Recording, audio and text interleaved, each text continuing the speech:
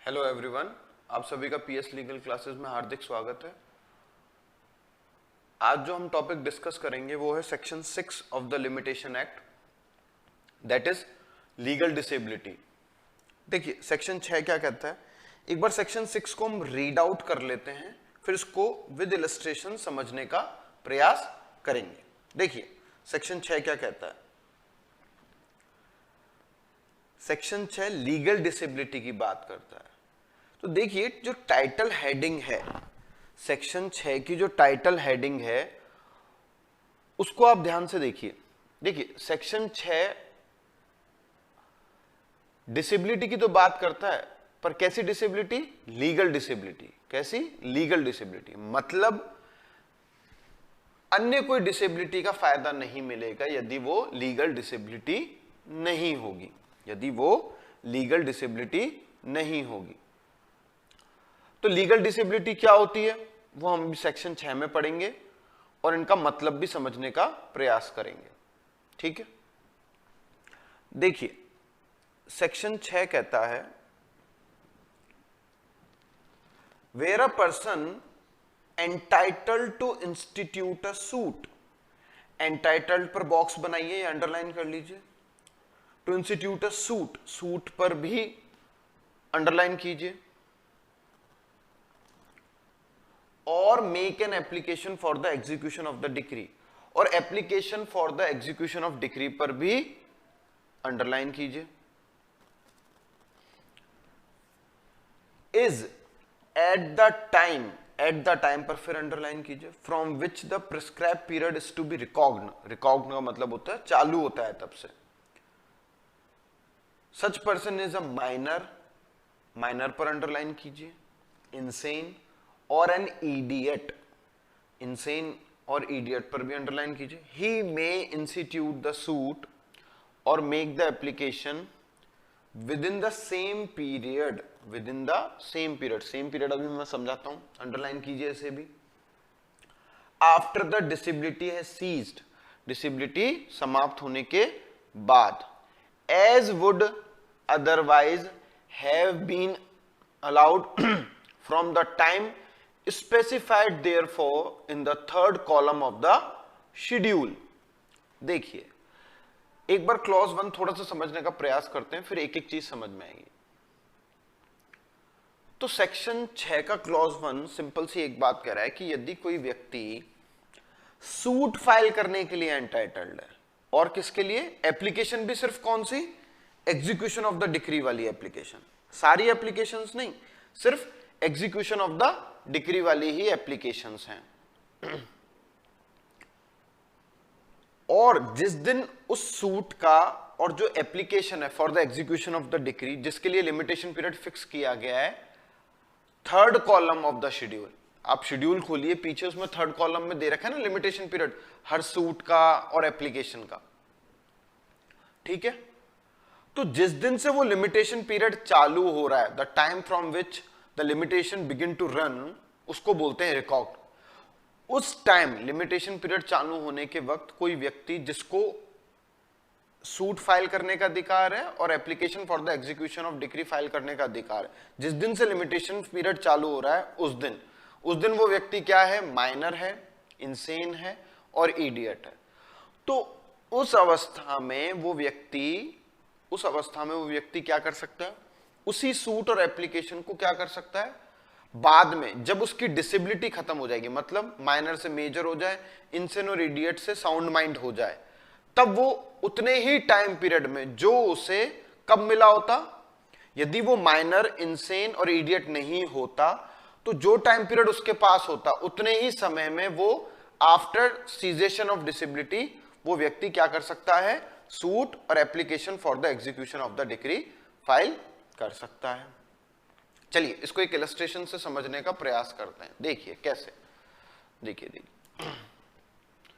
मान लीजिए ए है,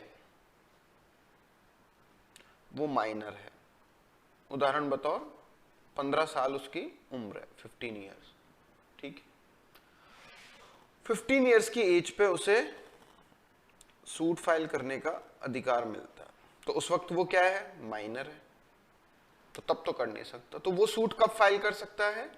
जब वो 18 साल का हो जाएगा, 18। और मान लीजिए सूट का लिमिटेशन पीरियड 3 साल है, तो 18 का होने के बाद, मतलब 15 पे तो कर नहीं सकता था क्योंकि वो माइनर था। 18 पे होने के बाद जैसे 18 का होता है तो 18 प्लस 3 साल, 21 साल तक की उम्र तक वो क्या कर सकता है? सूट फाइल कर सकता है। यहां ही बात समझ में। चलिए, ऐसे ही व्यक्ति इंसेन है और इडियट है। मान लीजिए कोई व्यक्ति है 21 साल का है, कितने साल का है? 21 ईयर्स का है। जैसे ए 21 ईयर्स का है, और उस वक्त वो क्या है? इंसेन है। क्या है? इंसेन है। तो वो मान लीजिए 21 साल की उम्र पे उसे सूट फाइल करने का अधिकार होता है, जिसका लिमिटेशन पीरियड कितना है? 3 साल। तो देखा जाए 21 साल का तो 24 साल तक की उम्र तक वो सूट फाइल कर सकता है, पर उस वक्त तो वो इंसेन है जब वो 21 साल का था।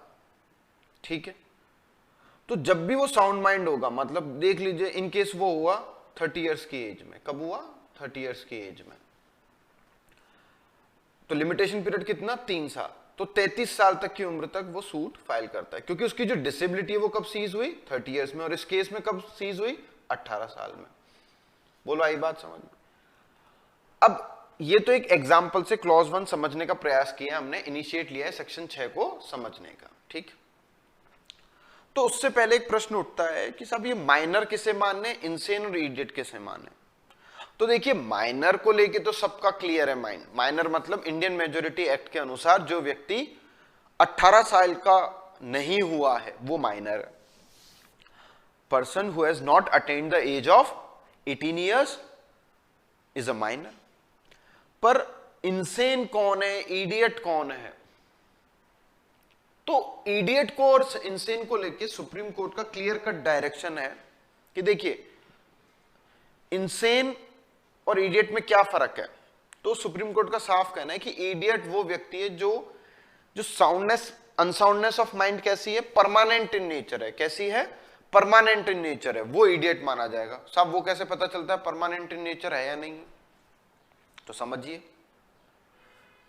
वो व्यक्ति जो अपने मां बाप को नहीं पहचान सकता हो, चीजों को रिकॉग्नाइज नहीं कर पाता हो, 20 से ज्यादा की गिनती नहीं जानता हो, मंथ नहीं ढंग से पहचान पाता हो, वीक डेज नहीं ढंग से रिकॉग्नाइज कर पाता हो, उस व्यक्ति को सुप्रीम कोर्ट ने इडियट माना है।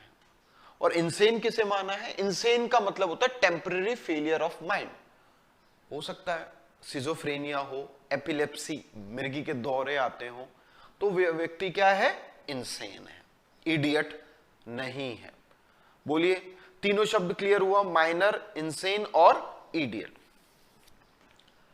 तो यदि कोई व्यक्ति जिसको लिमिटेशन पीरियड मिला हुआ है सूट फाइल करने का, और उस वक्त जिस वक्त उसका लिमिटेशन पीरियड चालू होता है, एट दैट टाइम ओनली वो व्यक्ति क्या है? माइनर, इंसेन या इडियट है। इसके अलावा कोई भी डिसेबिलिटी हो कोई फायदा नहीं मिलेगा सेक्शन 6 में।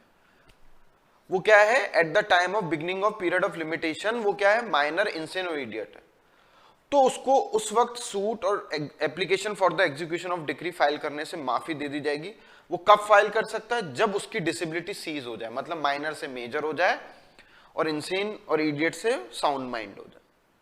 ठीक, यहां एक चीज पर बहुत विशेष ध्यान देना है, eight the time of period of limitation. मान लीजिए, देखिए इसी एग्जांपल में ले लीजिए, जैसे ए है,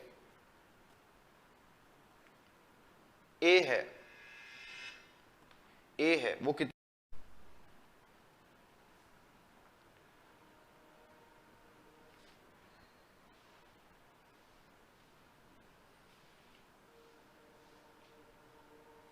देखिए इसी एग्जांपल से समझ, जैसे ए 21 साल का है, ठीक है, 21 साल की उम्र में उसे लिमिटेशन पीरियड अराइज होता है, मतलब कॉज ऑफ एक्शन अक्रू होता है 21 साल। और जब वो लिमिटेशन पीरियड चालू होता है वो तारीख होती है मान लीजिए 21 सितंबर 2020।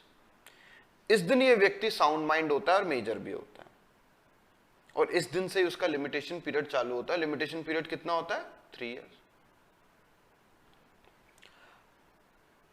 अब देखिए 22 सितंबर 2020 को वो इंसेन हो जाता है। तो प्रश्न आता है क्या हम सेक्शन 6 का फायदा देंगे? तो जवाब है नहीं। क्यों? क्योंकि eight the time of beginning of period of limitation वो क्या था? साउंड माइंड था। नेक्स्ट डे हुआ है इंसेन।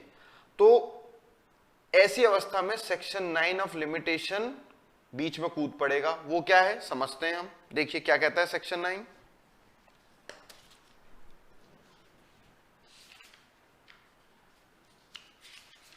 देखिए सेक्शन 9 क्या कहता है? When one's time has begun to run, no subsequent disability or inability to institute a suit or make an application stops it. एक बार लिमिटेशन पीरियड चालू हो गया तो सब्सिक्वेंट डिसेबिलिटी उसे नहीं रोक सकती। तो इस एग्जाम्पल में, इस वाले एग्जाम्पल में ए का लिमिटेशन पीरियड कब चालू हो गया था? 21 सितंबर।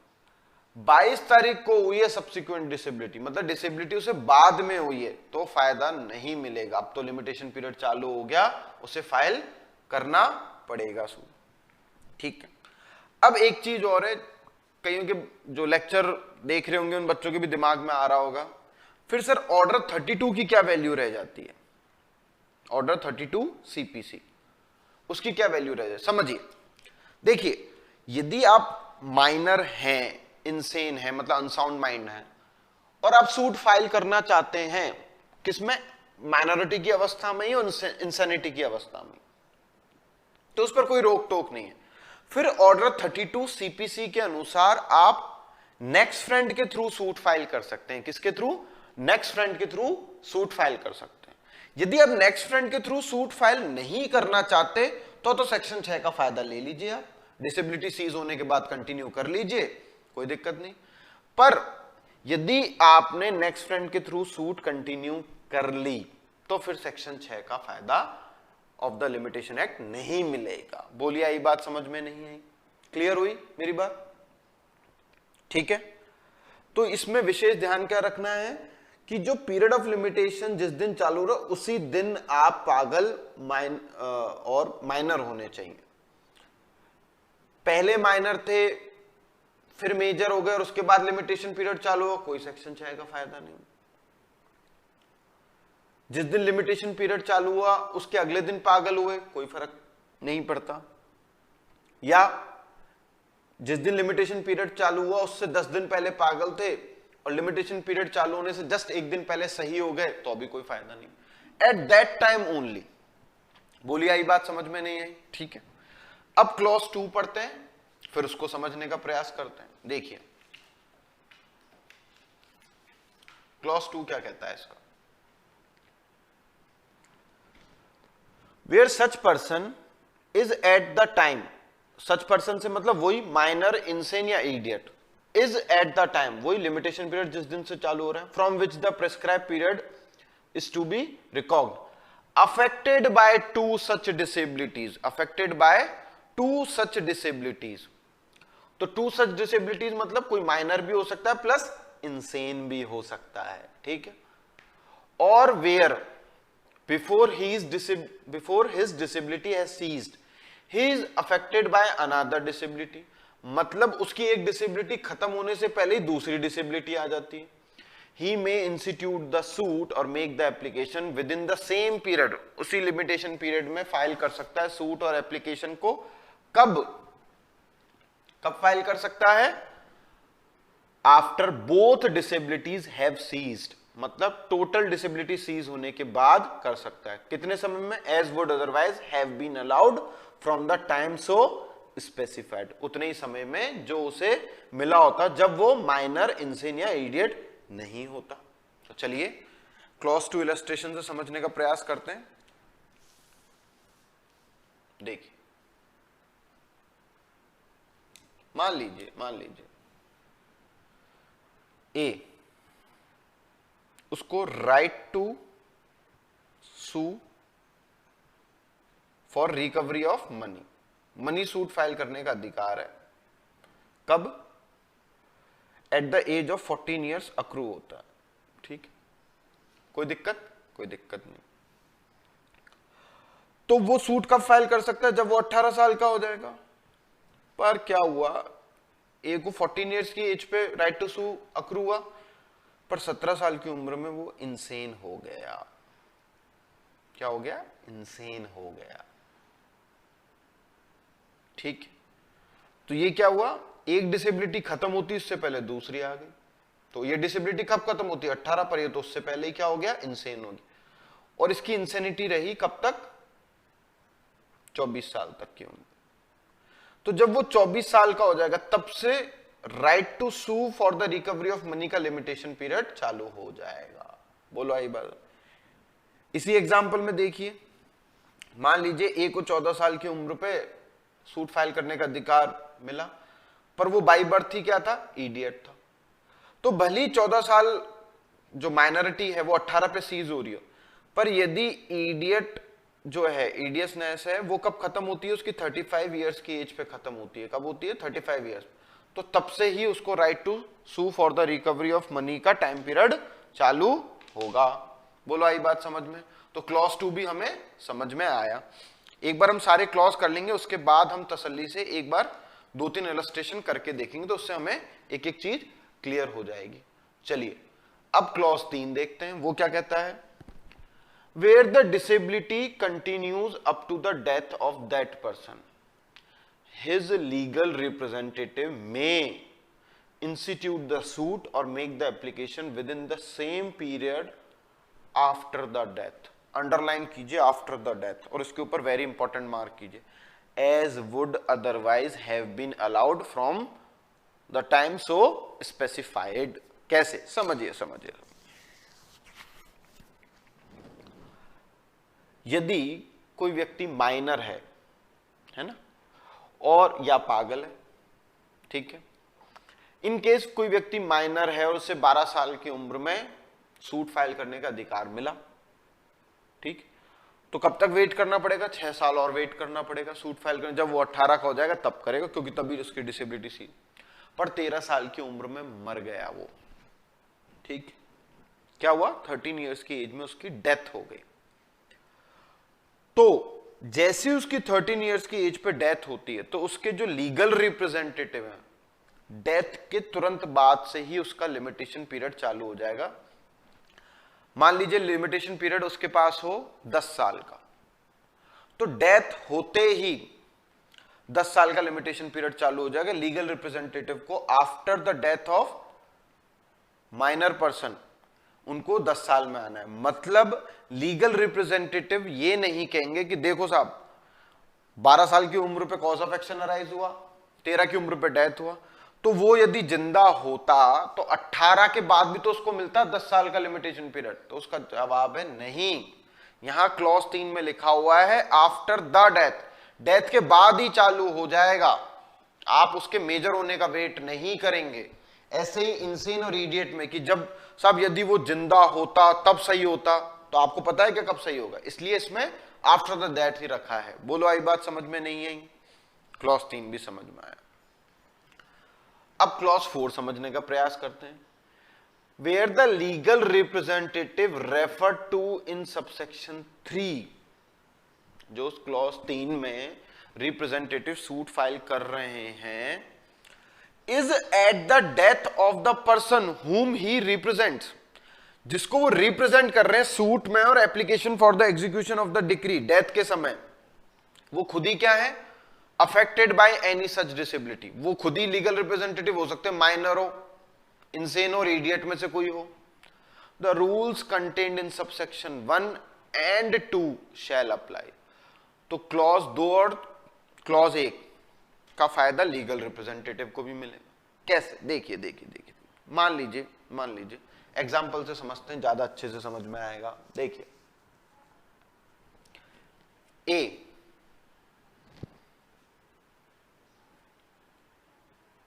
23 साल के हैं, हो सकते हैं, बिल्कुल हो सकते हैं। इनको उस वक्त सूट फाइल करने का अधिकार मिलता है, पर वो उस वक्त क्या होते हैं? इंसेन होते हैं। हो सकते हैं, हो सकते हैं। अब जब तक उनकी इंसैनिटी खत्म नहीं हो जाएगी वो सूट नहीं फाइल कर सकते। मान लीजिए 25 साल की उम्र में उनकी हो गई डेथ, ठीक है, 25 साल की उम्र में क्या हो गई उनकी,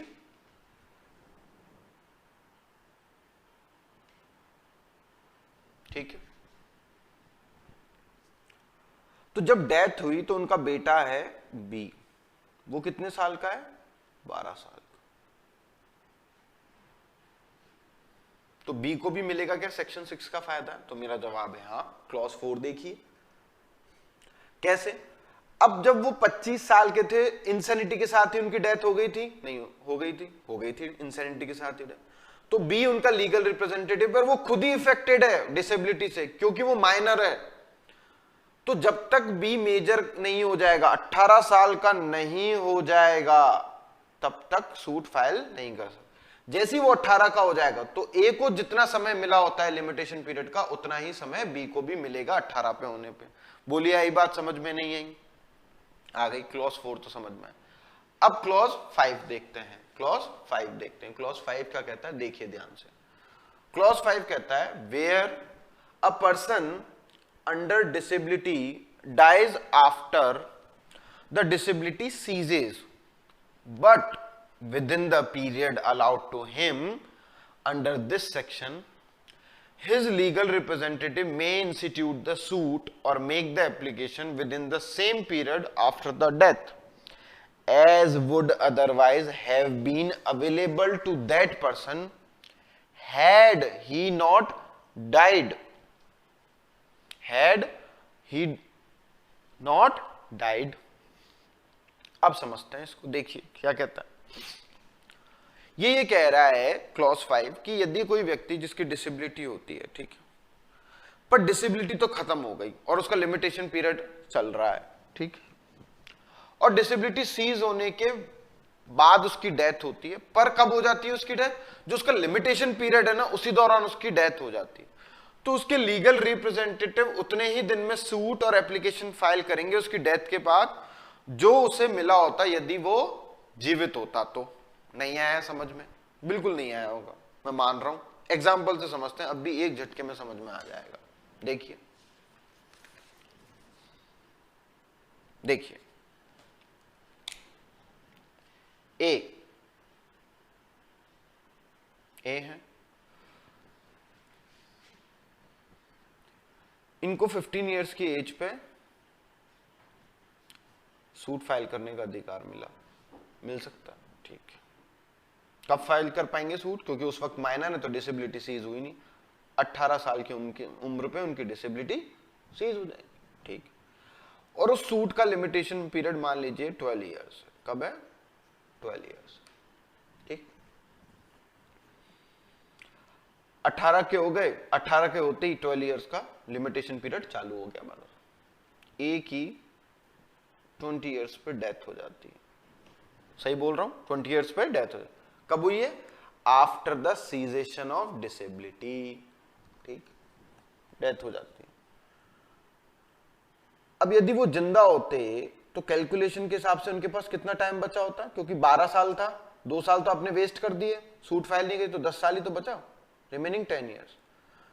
तो उनके जो लीगल रिप्रेजेंटेटिव होंगे उनको भी उनकी डेथ के बाद 10 साल ही मिलेंगे। बोलो आई बात समझ में नहीं आई? यहां तक तो आई बात समझ में, क्लियर? क्लॉज 5। अब इसका एक्सप्लेनेशन देखते हैं, सेक्शन 6 का एक्सप्लेनेशन देखते हैं ध्यान से। वो क्या कहता है? For the purpose of this section minor includes a child in the womb. मतलब यदि बच्चा गर्भ में भी है तो उसे क्या मान लिया जाएगा? माइनर मान लिया जाएगा। तो उन्होंने कहा माइनर जो बच्चा है वूम में है, जिसको आप कह रहे हो जो बच्चा गर्भ में है उसे माइनर मान, तो उसके पास क्या सूट फाइल करने का अधिकार आता है? होता है क्या? बिल्कुल होता है। तो एक उदाहरण से समझते हैं हम इसे, एग्जाम्पल से। देखिए, जो भोपाल गैस ट्रेजेडी हुई थी 1984 में दिसंबर में, ठीक है, हो सकता है ईयर में गलत भी बोल जाऊं, पर एक मोटा मोटा आइडिया है कि उसी टाइम पे हुई थी, ठीक। तो उस वक्त कई महिलाएं प्रेग्नेंट थी, ठीक है। तो वो जो गैस लीकेज हुई थी उसकी वजह से जो गर्भ में बच्चे थे उनकी हेल्थ को भी इफेक्ट पड़ा, कुछ बच्चे ऐसे पैदा हुए जिनकी आंख खराब थी, हाथ खराब था, शरीर का कोई अंग खराब निकला, तो उन बच्चों को राइट टू सू कब अक्रू हो गया था? जब वो गर्भ में थे। तो इसलिए सेक्शन 6 के अनुसार उनको क्या माना गया? माना जब भी वो पैदा होंगे, पैदा होते ही डिसेबिलिटी सीज कब होगी उनकी? 18 साल, तो वो भी सूट फाइल कर सकते हैं। बोलो आई बात समझ में? नहीं आई? यहां तक तो आई बात समझ में? बोलिए आई।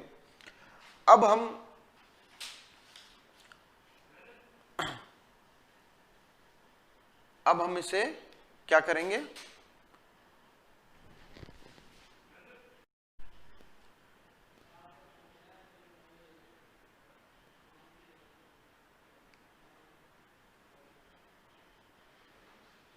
चलिए अब सेक्शन 6 को 2-3 इलस्ट्रेशन से ओवरऑल समझने का प्रयास करते हैं। देखिए, मान लीजिए पी है, वो बिल्कुल साउंड माइंड पर्सन है और मेजर भी है, ठीक। उसको मान लीजिए 1 अप्रैल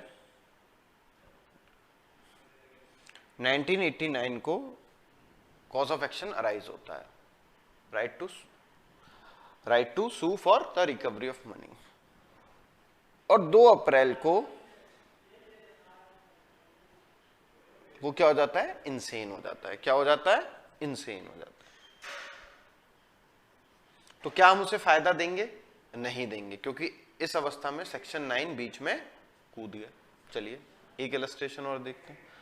उसी प्रकार से पी, मान लीजिए उसको at the age of 4 years, कितना? 4 साल की उम्र में कॉज ऑफ एक्शन अराइज होता है सूट फाइल करने का, ठीक है, कोई दिक्कत नहीं। अब जब तक वो 18 का नहीं हो जाएगा वो सूट फाइल नहीं कर सकता। एम आई राइट? बिल्कुल सही। अब जैसे ही वो 18 का हुआ तो लिमिटेशन पीरियड चालू हो गया। मान लीजिए 3 साल का लिमिटेशन पीरियड है, चालू हो गया। पर क्या हुआ?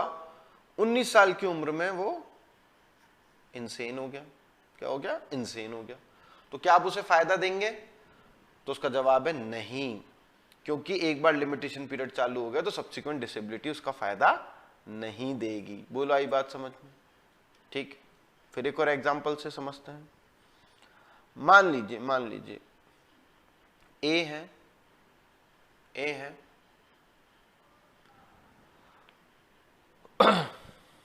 उनका 12 साल की उम्र में कॉज ऑफ एक्शन अराइज होता है। कितनी साल की उम्र में? 12 साल की उम्र में, ठीक है। जब तक वो 18 के नहीं हो जाते उनको सूट फाइल करने का अधिकार नहीं है। 18 के होते ही लिमिटेशन पीरियड चालू। मान लीजिए लिमिटेशन पीरियड कितना है? 10 इयर्स। एम आई राइट? बिल्कुल सही, ठीक। अब 18 साल के होते ही लिमिटेशन पीरियड चालू, 20 साल की उम्र में उनकी हो गई डेथ। कितनी एज पे? 20 साल। और ए का एक बेटा है बी, इनकी डेथ के वक्त बी क्या है? वो खुद कितने साल का है? 3 साल का। तो क्या बी फायदा ले पाएगा सेक्शन 6 का? तो इसका जवाब है नहीं, क्योंकि 18 पे डिसेबिलिटी सीज हो गई थी और लिमिटेशन पीरियड कितना था? 10 साल। चालू हो गया, 2 साल आपने वेस्ट कर दिए, तो बेटे को इन 10 बचे हुए समय में ही आना पड़ेगा। सब्सिक्वेंट डिसेबिलिटी का फायदा नहीं मिलेगा। बोलो आई बात समझ में? नहीं आई? एक और एग्जांपल से समझते हैं। देखिए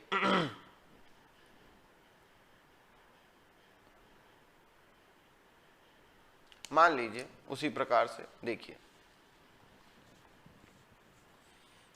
ए, ठीक है, 21 साल के, इंसेन है। 25 साल की उम्र में साउंड माइंड हो गए। क्या हो गए? साउंड माइंड हो गए। 26 साल की उम्र में उनकी डेथ हो गई। उस वक्त बी एक बेटा है उनका जो कि 12 साल का है, और बी सूट फाइल करता है 10 साल बाद। कब? 10 साल बाद, जब वो 22 साल का हो जाता है। क्योंकि वो कहता है मेरे जो फादर को जो सूट फाइल करने का अधिकार था उसमें लिमिटेशन पीरियड कितना था? 10 ईयर। तो फायदा देंगे आप? नहीं। क्यों नहीं देंगे? क्यों नहीं देंगे बताओ? उसका रीजन है, यदि 25 साल की उम्र में वो साउंड माइंड हो गए तो तब से लिमिटेशन पीरियड चालू हो गया था ना। 26 पे तो डेथ हुई है, तो 1 साल का लिमिटेशन पीरियड तो वेस्ट कर दिया नहीं कर दिया आपने? बोलिए आई बात समझ में? तो ये सेक्शन 6 हमने एग्जाम्पल्स के साथ समझने का प्रयास किया। आज के लेक्चर के लिए बहुत है सेक्शन 6। नेक्स्ट लेक्चर में सेक्शन 7 और 8 समझने का प्रयास करेंगे। Thank you. हमारे चैनल को सब्सक्राइब कीजिए, लाइक कीजिए और शेयर कीजिए।